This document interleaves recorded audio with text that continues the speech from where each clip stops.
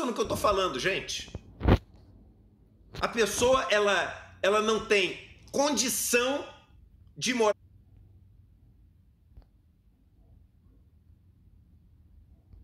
em outro lugar, senão num lugar onde a dignidade não é oferecida pelo Estado. Onde as pessoas olham absolutamente tortos, cheias de preconceito. Onde o SAMU não vai buscar o doente. Onde o Mercado Livre, onde os Correios não entregam. Ela já tem que morar ali porque ela não tem opção. Agora, além de todo esse sofrimento, ela tem que mentir. Ela tem que mentir onde ela mora. Irmão, imagina o que é você ter que mentir.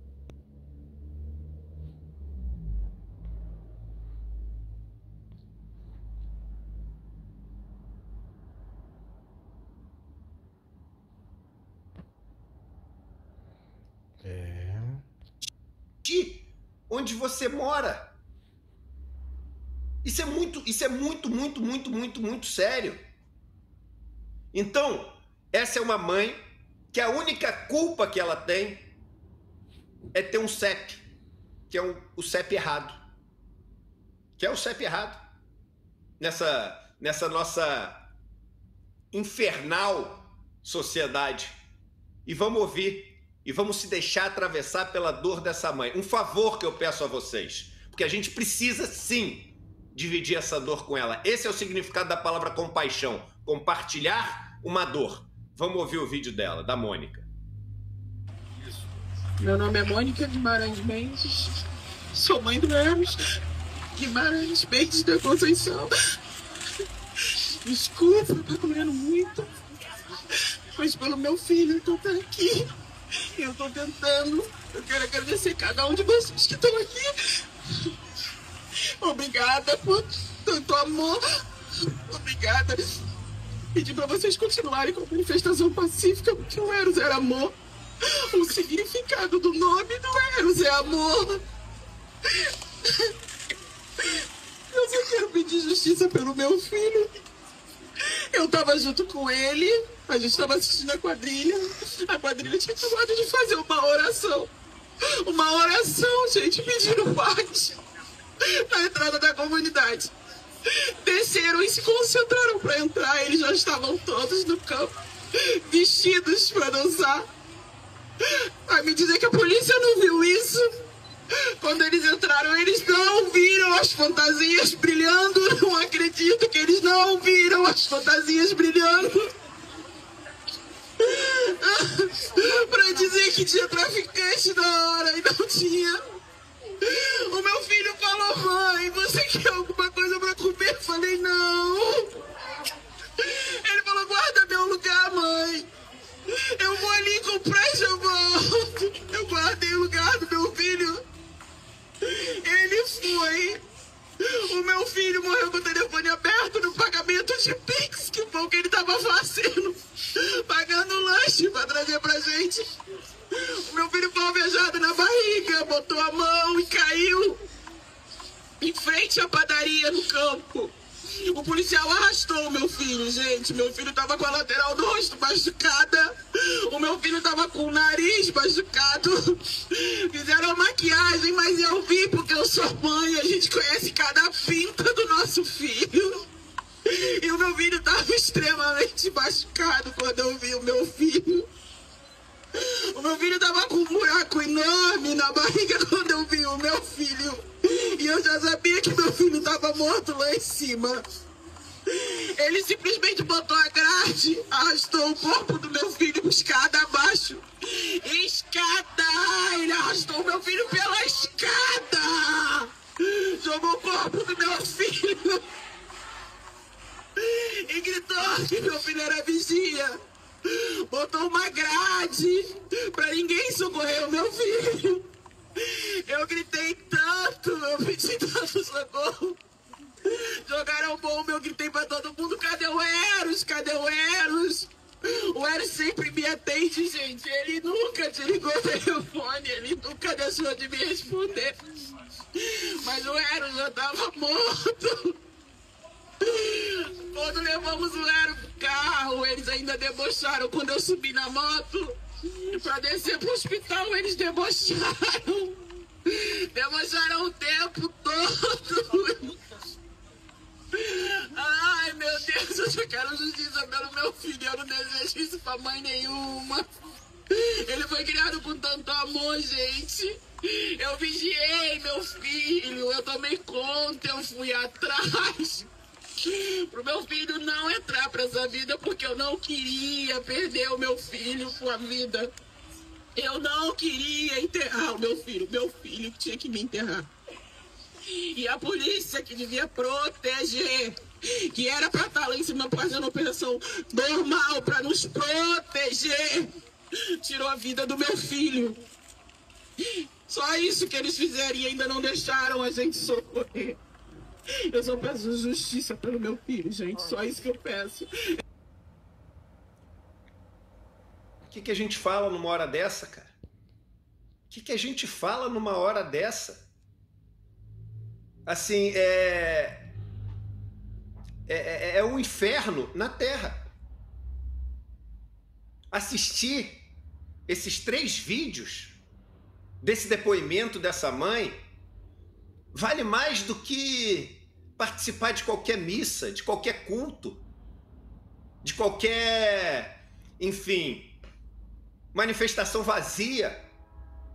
É essa dor que tem que nos atingir, é essa dor que a gente tem que se deixar encher dela também, porque é uma dor nossa também, porque a culpa é nossa também. É uma dor que tem que nos gerar um sentimento de ira para a gente falar: Arthur Lira, você é um nojo. Davi Alcolumbre, você é um nojo.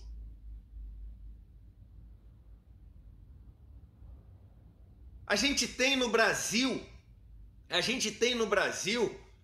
uma casta de desembargadores, juízes, ministros, a gente tem governadores, tem vereadores, deputados, etc., que estão cagando, desculpe essa hora da manhã, para os problemas que são os problemas de todo dia, de todo brasileiro. Eles estão vivendo em outro planeta. Eles estão vivendo em outro planeta, gente. É verdade.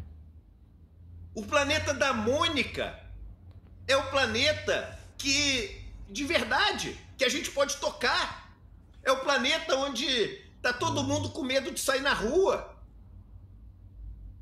Onde o cara, classe média alta ali, andando de bicicleta, o cara foi pedir o celular dele, ele pegou o celular para dar pro cara e tomou um tiro no pescoço. É para todo mundo esse caos. E a galera não tá nem aí para isso. A galera tá importada em se juntar com Gilmar Mendes e a família dele em Portugal, entendeu?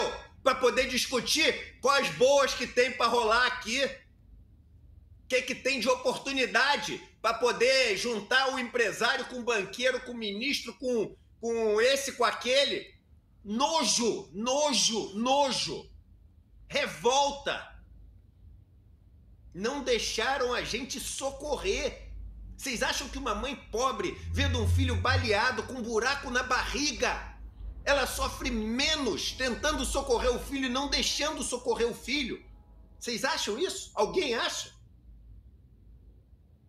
Ou alguém ainda tá com aquele negócio: ah, mas será que ele era mesmo isso que ela tá falando? Alguém tá pensando isso? Por que não pensa quando é o filho do bilionário que atropelou um ciclista bêbado? Por que não pensa?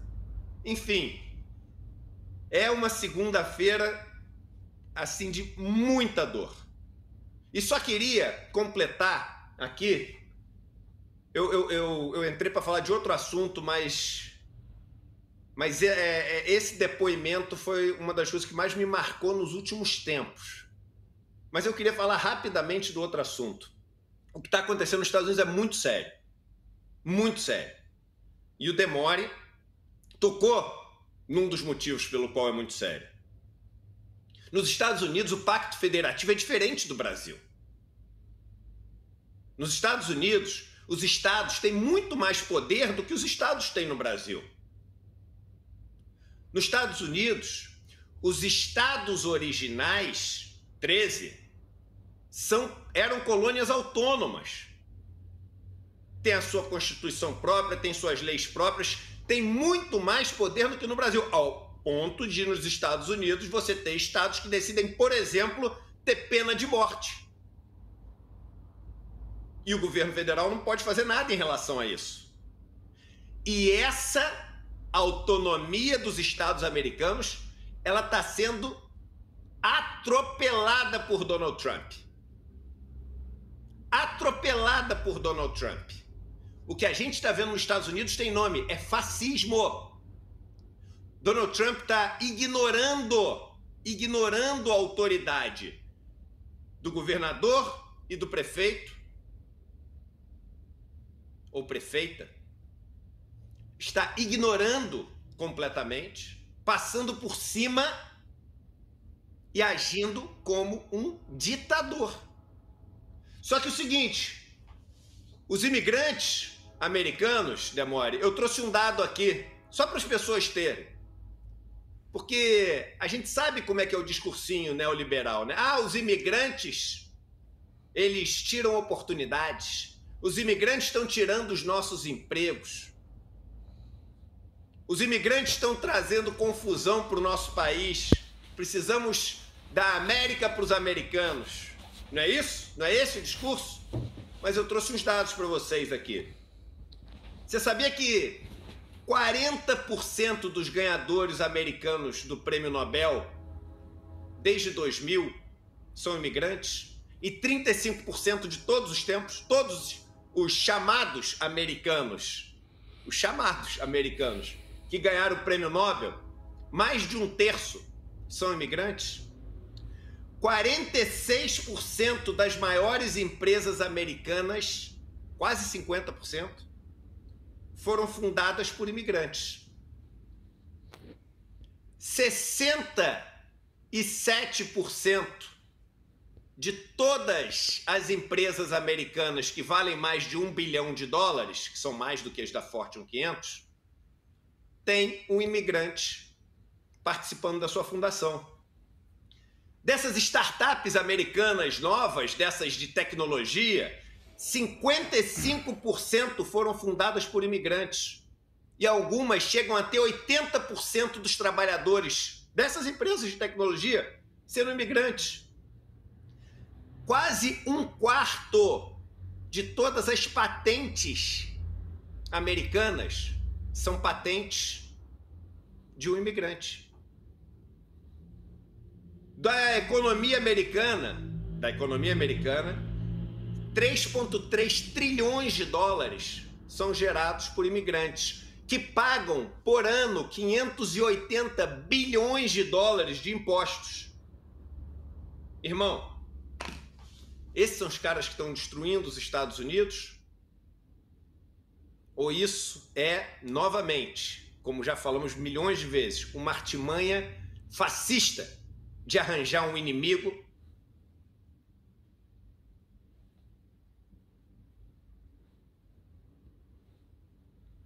para poder impor um regime autoritário? Então é assim, é um mundo que está indo para o vinagre, irmão. É um mundo que está indo para o vinagre. E por isso a importância da nossa luta. Porque se não tiver nem a luta, aí não tem mais nada. Se o mundo está indo para o vinagre, só nos resta a luta. E é por isso que eu fico tão assim, às vezes tem gente que me critica. Ah, Eduardo, mas tem que entender, quando você fala do governo, às vezes você é muito crítico, você tem que entender que o governo não tem maioria no Congresso. É o seguinte, gente, no mundo que está indo nessa velocidade para o vinagre, num país que tem casos como o da Dona Mônica, mãe do Eros, não tem conciliação. Não tem. Porque se confrontar, se for para o conflito, se tentar mudar tudo, tem risco de já ser tarde demais. Imagina, não espera que uma hora calma. Espera que uma hora a gente vai ter, na correlação de forças, uma chance melhor. Ah, não tenta não, porque a Dilma já tentou e não deu certo, então nunca mais vamos tentar. Gente, é o seguinte, em qual planeta vocês estão vivendo? Tem que tentar enfrentar. Tem que ter conflito. Tem que ter enfrentamento. A gente não pode ter tolerância nenhuma com Alcolumbres, Hugo Motas, Arthur Liras, nenhum. E quando tiver gente que a gente gosta abraçando, elogiando, etc., a gente tem que criticar. A gente tem que criticar. Porque esses caras são capeta encarnado. Se isso aqui virou um inferno, tem que ter capeta. Esses caras são os capetas. Então, assim, não é uma boa segunda-feira, mas a gente deseja para todo mundo que, de alguma maneira, se torne um bom dia. É isso. Edu, voltando um pouco na operação, só para eu trazer aqui alguns dados para a nossa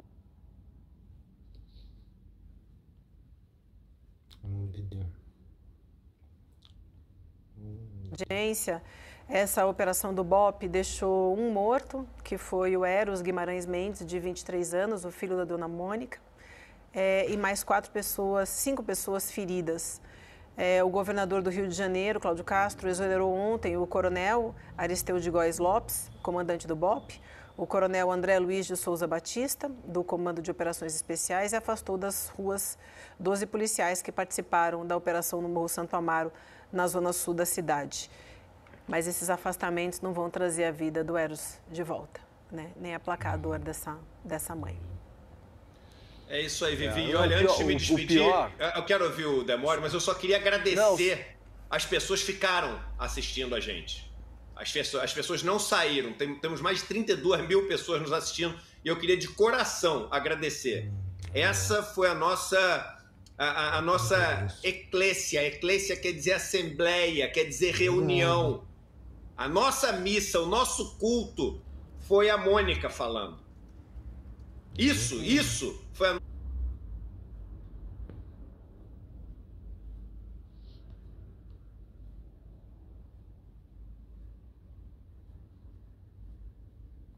Carregou o Spotify? Nossa cerimônia hoje de contato com o outro, com o mundo. Diga, Demório. Não, Edu, só duas coisas importantes. Primeiro, a montanha que a gente tem que escalar em termos de comunicação com as pessoas é tão grande que boa parte da população vai apoiar o BOPE nessa operação. A gente sabe disso, aconteceu em São Paulo no ano passado, a gente horrorizado com a PM que jogou o rapaz lá de cima de uma ponte e depois rodaram pesquisa e viram que boa parte da população estava aplaudindo a polícia, achando ótimo o que o Tarcísio estava fazendo. Então, isso é uma montanha que a gente, como comunicadores, tem que escalar para chegar nas pessoas e também, de algum modo, explicar para elas de fato o que está acontecendo. E outra coisa, Edu, enquanto a Mônica falava, duas frases me chamaram a atenção, que são frases que a gente decodifica. Muitas vezes as pessoas ouvem e não decodificam, mas a gente, como está acostumado, infelizmente, a cobrir esse tipo de caso, a gente ouve e decodifica. Eu tenho certeza que chamou a sua atenção também. Uma delas, que a Mônica falou: eu vigiei o meu filho. O que uma mãe de favela quer dizer com isso? Ela tem que criar a criança, não só como a classe média cria, pensar em alimentar, colocar na escola, cuidar para atravessar a faixa de trânsito, olhar para os dois lados antes de atravessar a rua. Não, ela tem que vigiar, é uma atenção constante para o filho não ir para o tráfico.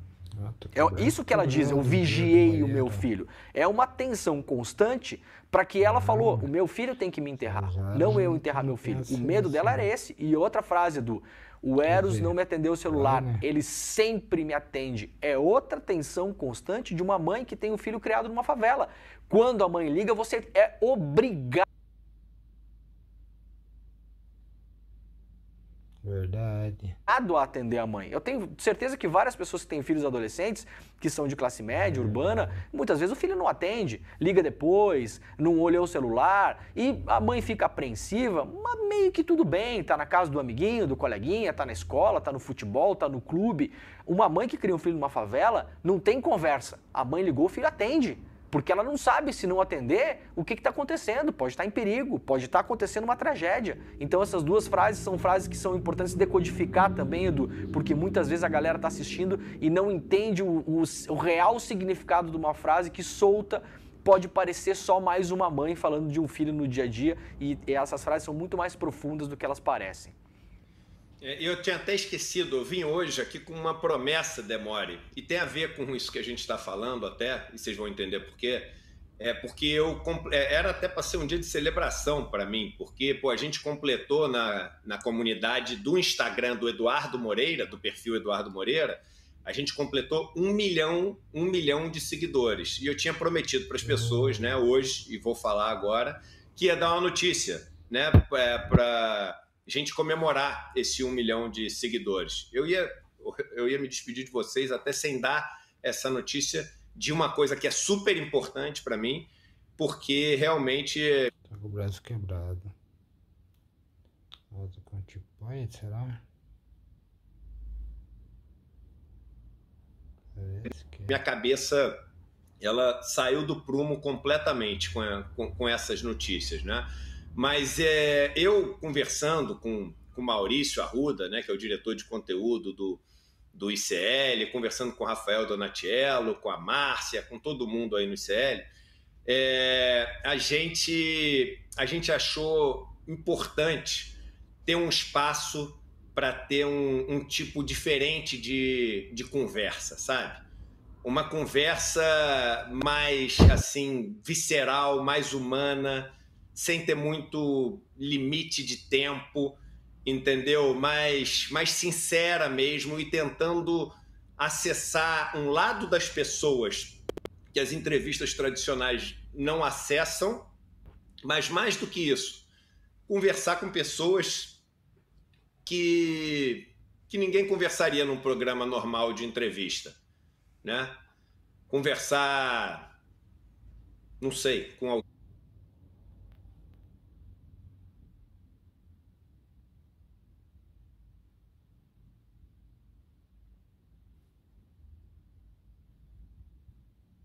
Eduardo Moreira. Alguém que vive ali no espaço da Cracolândia, conversar com alguém que vive a situação que a Mônica relatou para a gente, conversar com jovens que vivem o inferno das casas de detenção, conversar talvez com pessoas também que tenham histórias mais leves, divertidas, mais inspiradoras, sabe? Acessar o lado humano das pessoas e até conversar com pessoas que são nossas adversárias, sem o medo de que, mas se conversar com ela vão te julgar dizendo que você está dando palco. Tentar, sabe, ter a ousadia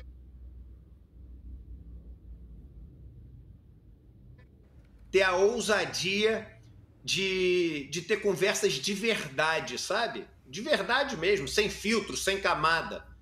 E a inspiração final para a gente moldar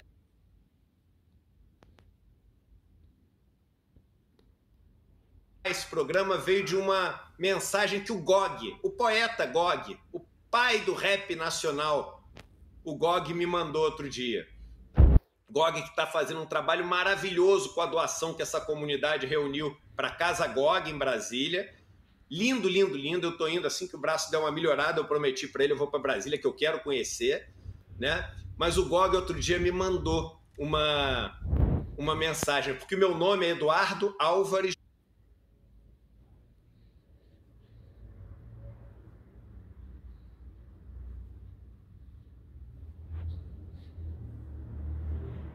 Moreira. E a vida inteira eu sempre fui Eduardo A. Moreira, né? O nome do meio a gente põe sempre a inicial, né? Eduardo A. Moreira. Aí o Gog chegou para mim e fez uma brincadeira com o meu nome, né? Eduardo. Doar, dó, amor e ódio. Eu falei, caraca, cara, como é que você... De onde você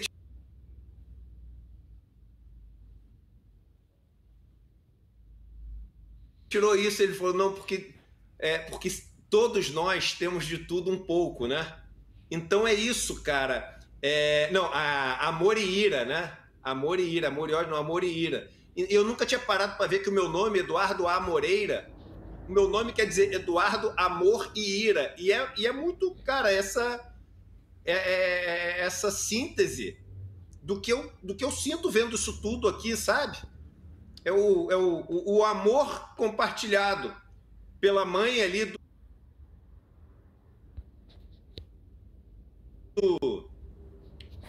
do Eros, é o amor compartilhado que nós todos aqui no ICL compartilhamos, sabe? Com o que está acontecendo em Gaza, que a Elô foi lá e arriscou a vida dela, a Elô. É esse amor, mas esse amor tem que vir junto com uma ira, que é o que o Leonardo Boff chama de iracúndia sagrada, que ela vai fazer o seguinte, vai transformar esse amor em atitude.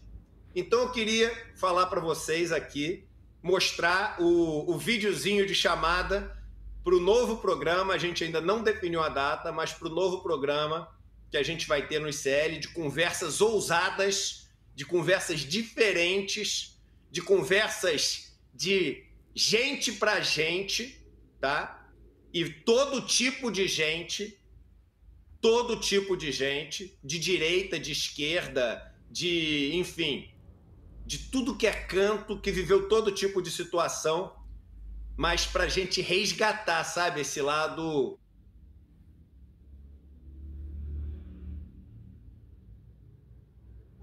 humano, visceral, ousado e corajoso que a gente precisa tanto. Põe o videozinho do programa novo no ar, por favor.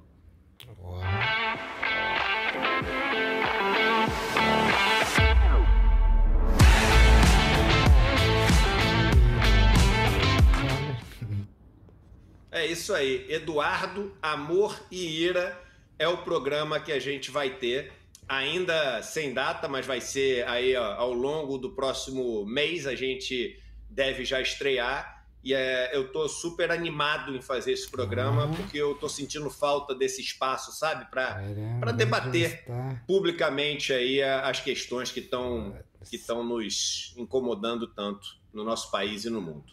É isso aí, gente. Muito bom, Edu, parabéns, a gente está ansioso. Desculpa, estamos ansiosos por aqui, o chat comentando bastante também. Então, seja muito bem-vindo, Eduardo, Amor e Ira. A gente te aguarda aqui a estreia. Então, um beijo, obrigada demais, viu? Valeu, Edu. Valeu, gente. Tchau, tchau. Boa sorte, ansiosos pela estreia. Demore, tchau para você também.